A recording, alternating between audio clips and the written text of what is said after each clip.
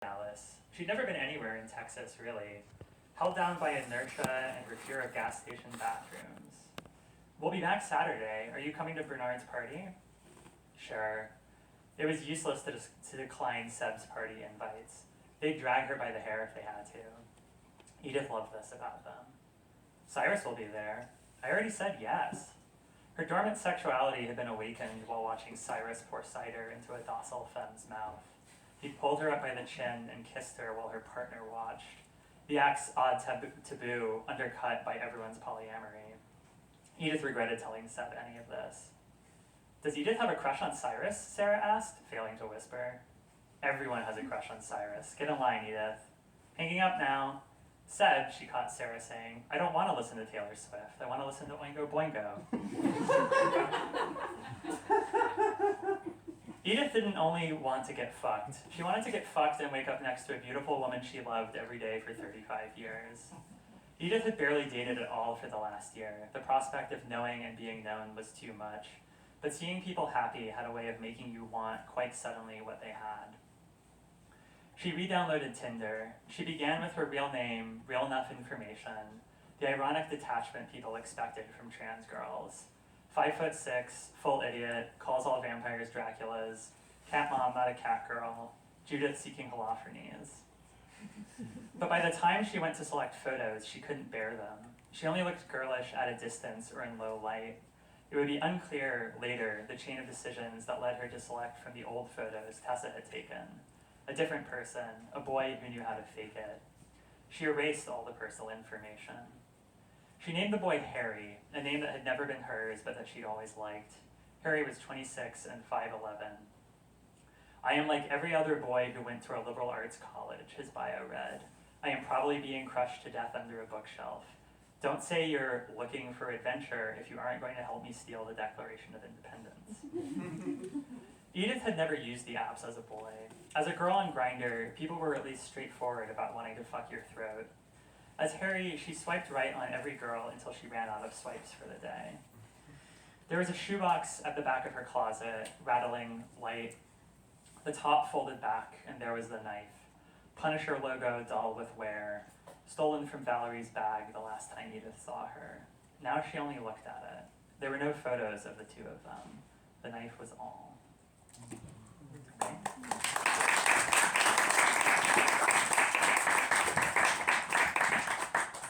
So we talked a little bit before the event kicked off, and so I want to pose one of the questions we talked about a little bit before, which is the title of the book.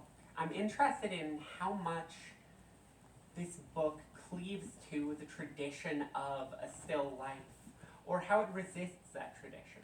How you think about it in relation to the idea of a still life. Yeah, I mean, I think that one of the things that's always interesting about sort of like classical still lifes to me is that so often they're like, they're intended as like memento mori, right? Mm-hmm. Like there's a lot of still life paintings of like, dying flowers, and like there's a skull and there's like a bowl of fruit that's just starting to go off. And so it's this sort of like internal contradiction of, the living and the dead and the like soon to be dead. But it's also this kind of, it pins these very ephemeral things to eternity if they're good enough that they stay in museums. So it memorializes in addition to sort of reminding you that things are temporary. And a lot of the stuff in the book coalesces around changing relationships, leaving the place that was home, maybe not feeling like the new place you're going is home, and so there's like very consciously multiple valences to the title Still Life. There's like obviously the painting tradition. There's the idea of having a life that is still, having a life that is not moving around a lot, because the main character Edith has lived in all of these different places over the course of her adolescence or young adulthood, and has been now trying to find a place to settle down. And then the sort of third and maybe most minor valence is that, that's still life, right? Like, you're still living. So I liked it. This is tragic. I shouldn't even admit this, but I was really influenced by the title A Little Life, which is also played for different valences in that book. And so I wanted something that evoked sort of all of those different things. Thank you. Yeah, I love the idea that along all of these valences, in some way, the idea of the still life is a kind of aspiration, and perhaps an unreachable one in some ways. So you talked about how the narrator of this book is, kind of in constant motion, this juxtaposition with the title. Can you talk a little bit about the relationship of this book and your writing in general to place, as well as, you are someone who's moved around quite a bit yourself, how you relate to place in your writing process as well? Yeah, I really wanted to evoke, so the book, for those of you who just stumbled in off the street, or however you ended up here tonight, it's about a trans woman, Edith, who moved to Boston after college and fell into a relationship with her lesbian best friend. This was before she transitioned, and then their relationship fell apart. She went to grad school in Alabama. She left grad school when she finished it and moved to Texas, and she has this this friendship / on-again, off-again romance with her other best friend, a trans woman named Valerie, who never stays in one place after they graduate from college. She's just moving around constantly, never anywhere for more than a month or two, just doing odd jobs. And so and her ex, Tessa, who she dated in Boston, just stays in one place the whole time. And so when Edith goes back and visits Tessa, there's this feeling of oh, I've been moving all these different places, and Valerie used to drive all over the country in this way, and now she's dead. She's died in a car accident before the book begins. And so sort of what have I been doing this whole time? It's a long preamble to answering your question, but I am getting to it. So I also lived in Boston and Alabama and Texas, and really wanted to capture the feelings of those places, both because I think they're all weirdly under represented in contemporary literature. We have The Idiot now, and Little Rabbit, which are two good queer Boston books, but there's still weirdly not that many. And every trans novel, not literally every trans novel, but for rhetorical purposes, every trans novel is set in Brooklyn. And Bushwick is Brooklyn. They're all moving to Queens now, but it hasn't caught up in the literature yet. And I just really, I wasn't out as trans when I lived in Boston, but Austin, Texas, where I lived until about 2 months ago, has this incredibly thriving queer and trans community. I just had all of these amazing friends there, and there are amazing queer youth organizations and just all of this stuff. And I feel that is just missing from so much of the way that people think about these cities and these parts of the country. And so I wanted to capture the community. It was very important to me that there be a plurality of trans characters, and you get to see sort of what it's like for them living in the places that they're living, and then trying to capture also what it's like walking through Cambridge, Massachusetts in February, and you're cutting through Harvard's campus to get somewhere else that you're trying to go. So it's partially justice oriented. We need more books that are about places that aren't New York, and partially just trying to capture my own experiences in these places. So in, these being places that you've lived yourself, there's kind of this question all the time with trans literature, which is, how do you relate to the assertion that oftentimes trans literature exists in this muddy space of pretty much always being considered to some degree autobiographical or autofictional? And then how do you place your book in general within the current waves of trans literature as it really kind of explodes in the mainstream for really the first time since the 70s or 80s? Yeah, my partner just laughed really hard when you asked that because she's been just like accosting me about how much of my book is based on my life and how much Edith is or isn't me. I would say that Edith's life has a lot of the texture of my life. She lived in a lot of the same places that I lived, and we share lots of interests. But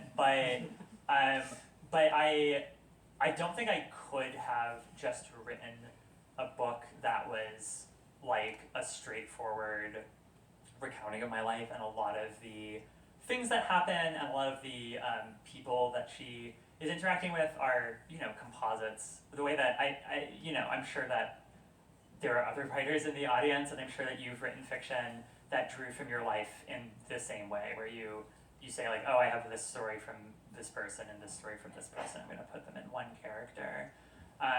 So I think that this book was really working through a problem that I had, or a crisis that I went into when I first moved to Texas, where I felt like I didn't have a life there, and that part is very real and very much part of Edith's journey as well. But I would say she as a person is a lot more annoying than I am. Please don't think that I'm that annoying, I promise I'm not.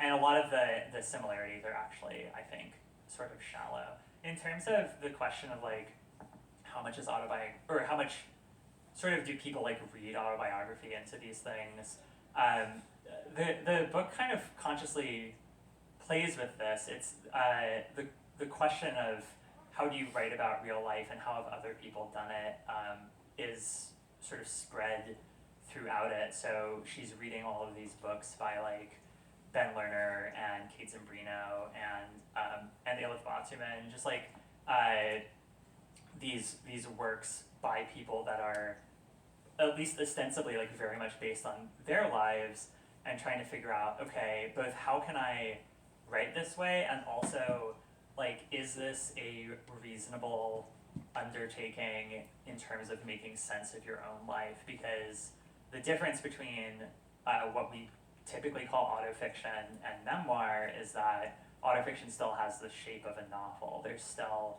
an expectation of resolution and, if not plot, then at least development. And you get those things in memoir too, but you know that the life has like kept going on after the memoir is done, right? And in fiction, that's it. So she's sort of trying to interpret her own life through these fictional lenses and through trying to write about it. And that's sort of like my trap almost for the reader, in terms of daring them to think that that I'm just telling the story of my own life, and they have to piece out themselves which parts might match up and which parts don't. So in thinking about those multiple intertexts that you brought up, I'd love to hear you talk more about this book's relationship to culture in general. I think the passage you read feels really entrenched in kind of internet culture of the late 2010s and the discourses therein. Unfortunately, I haven't gotten to read as much of the book as I would like. We talked about that earlier, but one of the things that's talked about in the back matter is the relationship to musical theater.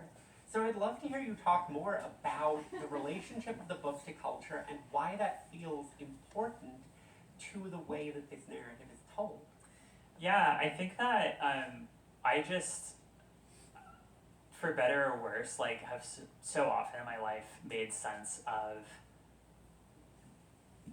moments of strife through popular culture, or not even moments of strife, like, you know, I think if you, well, I don't have to put this in hypothetical. When I was in college, I was dating somebody who was like very, very into Gilmore Girls and was like, you know, comparing our relationship to the like relationship between Lorelai and Luke and Gilmore Girls.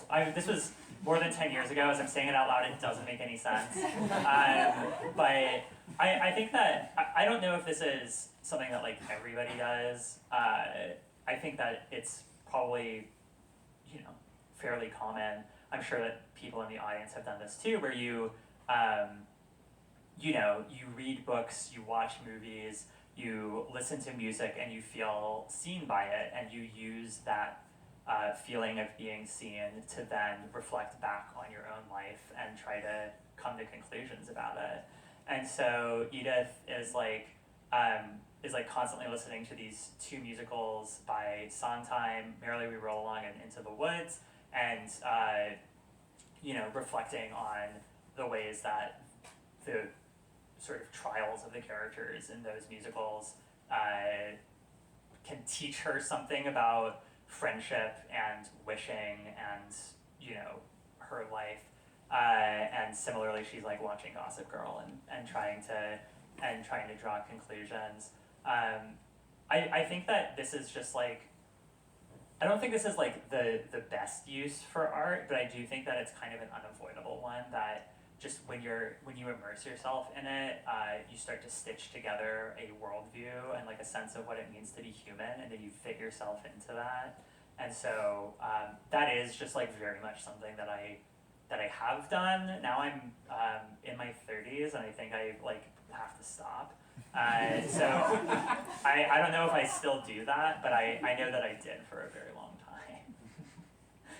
Was there a piece of pop culture you wanted to work into the book, but just couldn't find a way to? Yeah, I really wanted to work in Anais Nin's diaries about her relationship with Henry Miller and his wife June, both because it's just great. Like, if you guys want to read some just like weird, sexy gossip from like almost 100 years ago, I highly recommend reading Henry and June. But also, there's all these moments in it, and you find this just like all the time reading women's writing from like 100 years ago. There are all these like really weird like gender fucky moments where she or June are just like, oh, like I want to be a man, or like I think of June as a man, and like I just wish she had a cock, and like I just like, of course, was just like eating this up when I read it, and I really wanted to work that in. But there are these sort of like essayistic moments that are reflecting on, you know, Sondheim, Gossip Girl, Chungking Express, and there were more of them in like the first draft. And at a certain point, I was like, you know what, these are too many of these are just here because like I really like this thing, and it's like not justifiable to leave them in. But you know, there's always like the next book, right? That's always what I tell myself, is I'm cutting things I love from a book because they do not work. Yeah. Have any of them ever made it into the next? You have 2 books now. Did any of them make it into the next book? You know, the second book is largely stitched together from 2 projects that didn't work before the first book. So it's really like my first 2 attempts to write a book, and then it's like, I can make these into one book. I've sat with it for like 8 years now, and I can make this into one book. I think it kind of pulls together. Yeah, it definitely pulls together.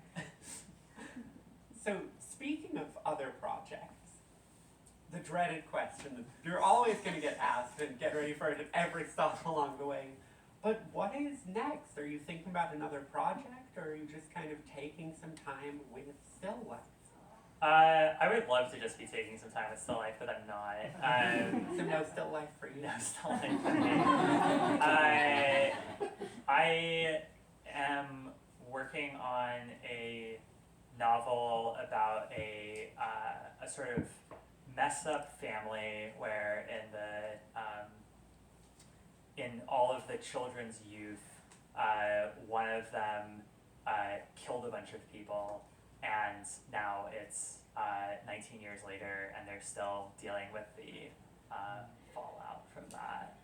If anyone liked Eliza Clark's Penance or John Darnielle's Devil House, it is intended to be in that vein, although probably not quite as tense and probably not as good, if I'm being honest. But not yet. It'll be so much better than Penance and Devil House in 3 to 5 years. Yeah, I believe in you. Thank you. It'll get there. Yeah, of course. It's always hard in the process of writing when you're like, yeah, these are all of the books I'm thinking about this book in relationship to. And that's really hard because the book sucks because I haven't made it good yet. Right, of course, yeah. Do you want to go to audience questions? Yeah, do we want to move to some audience questions? Oh gosh, sorry. In the Okay, I'm dying to know what else is on your reading list, or do you have some good recommended reading that would maybe complement your work? Oh, buy both of Torrin's books, obviously. In terms of stuff that complements it, I mean, I think the crazy thing is that, like, the shortest answer to this is to just read the book, because, like, a million intertexts come up. I don't know if anybody has read Eleanor or the Rejection of the Progress of Love by Anna Moschovakis, but that's a book that, like, comes with a syllabus. Like, the main character is just always reading stuff, and you can just, like, add them all to your TBR pile. A, like, real answer to that question is obviously just, like, the translit broadly. I would say, like, Girlfriends by Emily Zhu, Idlewild by James Frankie Thomas. There's this really, really good book that I actually don't think I can claim Still Life is similar to. It's called School by Isabella Pobbin Fried, and she self-published it, and so it didn't get the attention that it deserved, but everybody who likes translit should read it.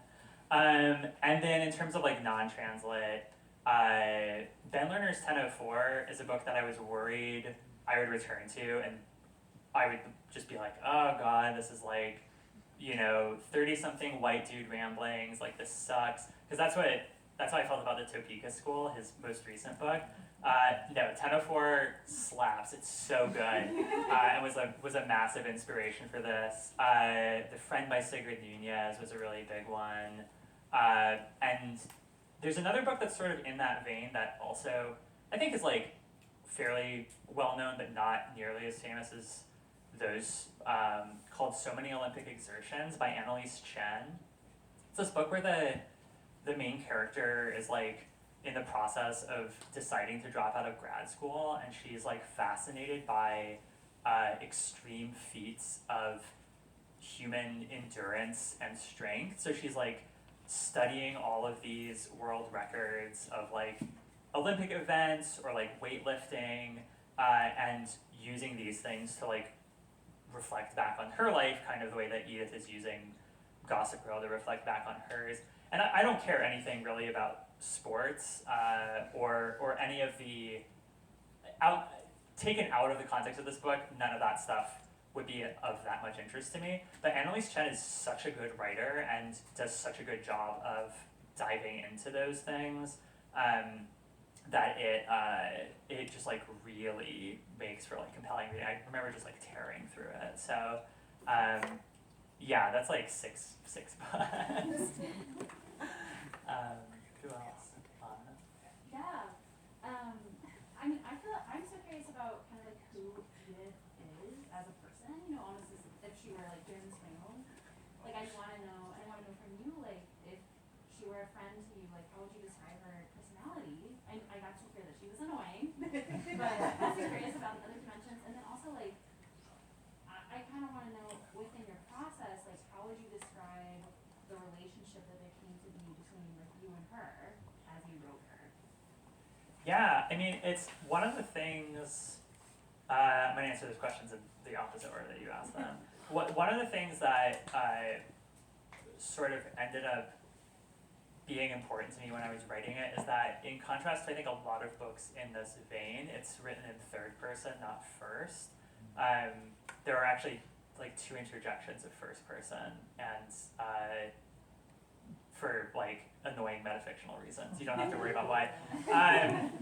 But I needed to do that in order to not just make her voice my voice.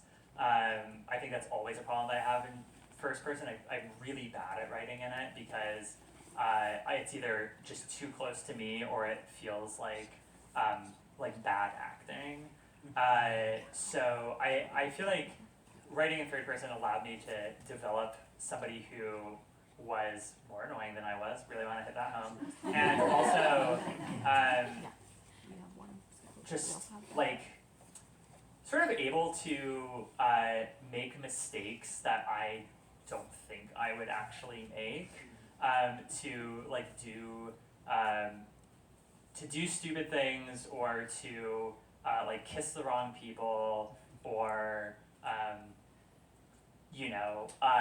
like abandon her life and move across the country for no reason, whereas I did it for a very good reason.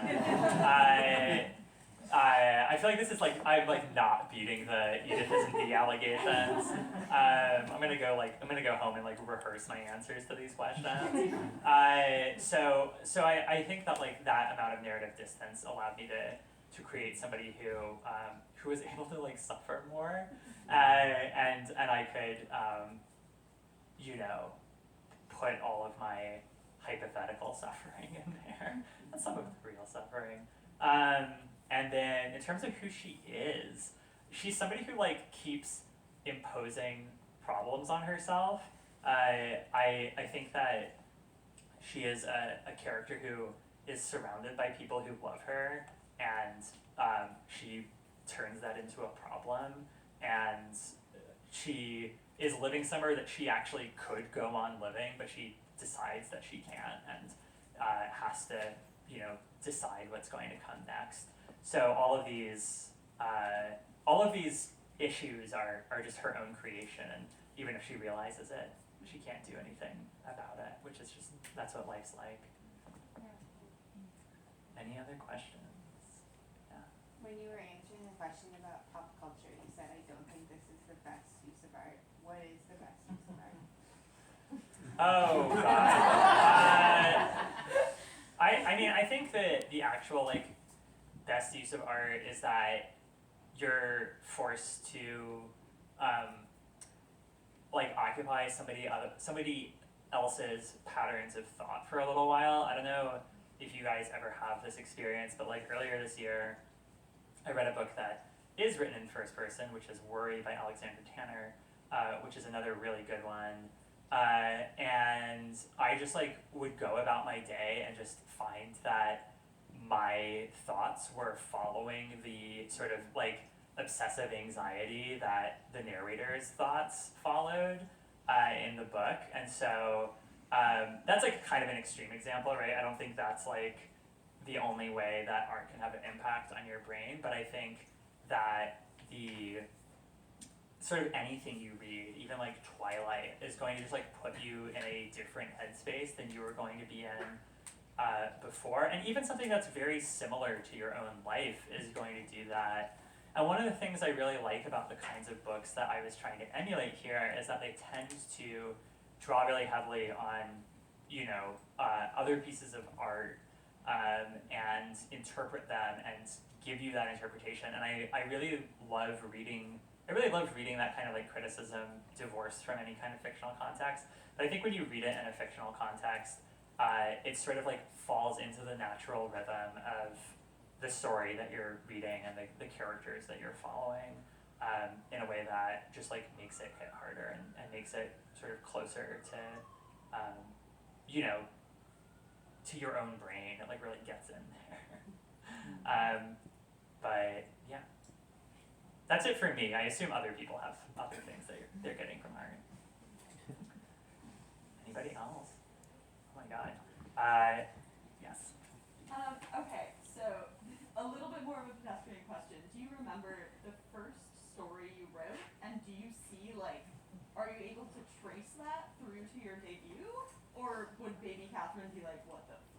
This is such a funny question.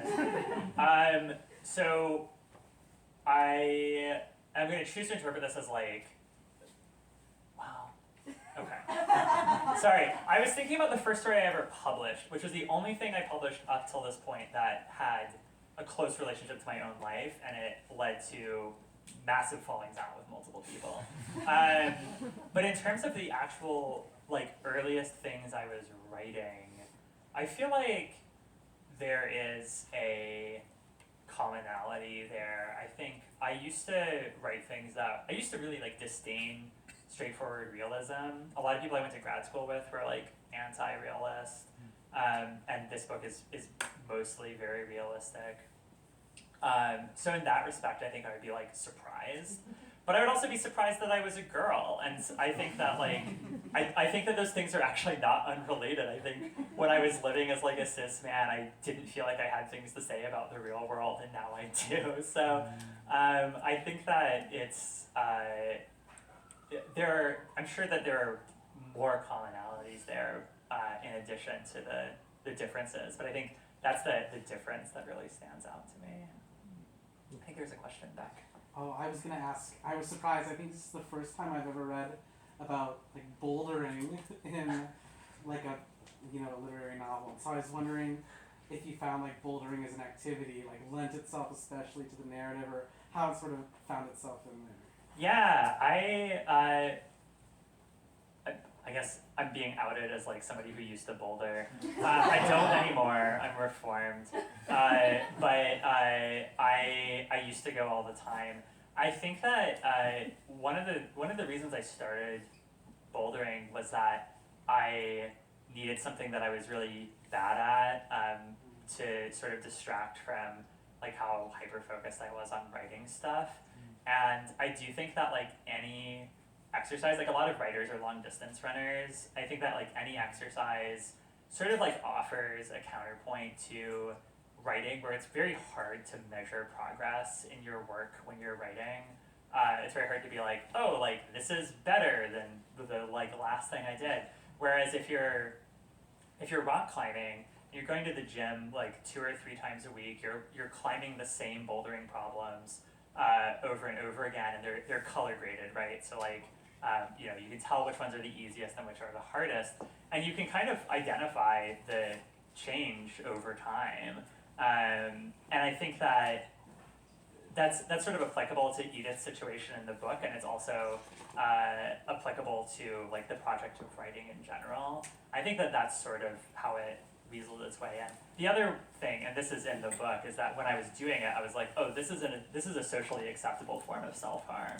Like, because I would go like 3 times a week, and I would like get scraped up, and my muscles would be hurting, and I was like, damn, this is like, why am I pushing myself so hard? And so I think that fits into her person as well. Anyone else?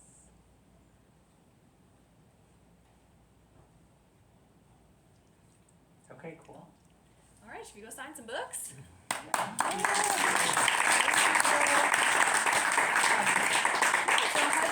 head towards the glass countertop if you want to get a book signed or purchase a book. I do want to make mention, in case you guys didn't notice, there is wine and water and some cookies over here, so please grab a refreshment on your way out. Stand behind. Yeah, that sounds good. Thank you. See you later. That was great. Which part of it? You. I'm gonna head out. Okay. So you know.